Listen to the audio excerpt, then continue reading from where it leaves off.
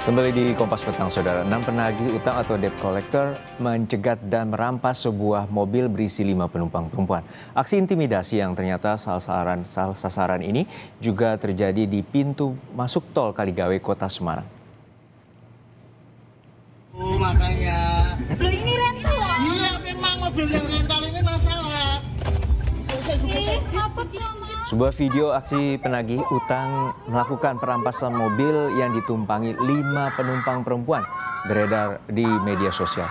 Dalam video itu tampak pengemudi perempuan memastikan jika kendaraan yang dikendarai adalah kendaraan rental.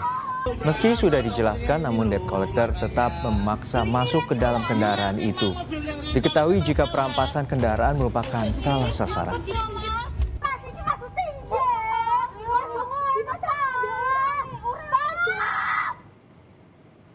6 penagih utang yang melakukan teror dan intimidasi terhadap seorang penyewa mobil di Kota Semarang, Jawa Tengah ditangkap di Reskrimum Polda Jawa Tengah. Dari pemeriksaan para penagih utang itu diketahui salah menargetkan kendaraan. Para tersangka dijerat dengan pasal 448 KUHP tentang pemaksaan dengan kekerasan, pasal 262 KUHP tentang pengeroyokan dan pasal 466 KUHP tentang perampasan kemerdekaan seseorang. 6 pelaku terancam hukuman maksimal 5 tahun penjara.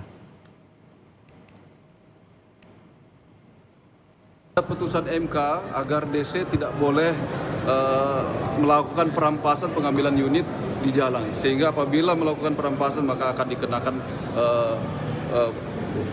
dapat kami kenakan pasal perampasan atau pencurian dengan kekerasan. Kita yang di Polda 6 orang ditahan. Saudara, kita ke informasi lain. Orang tua ABK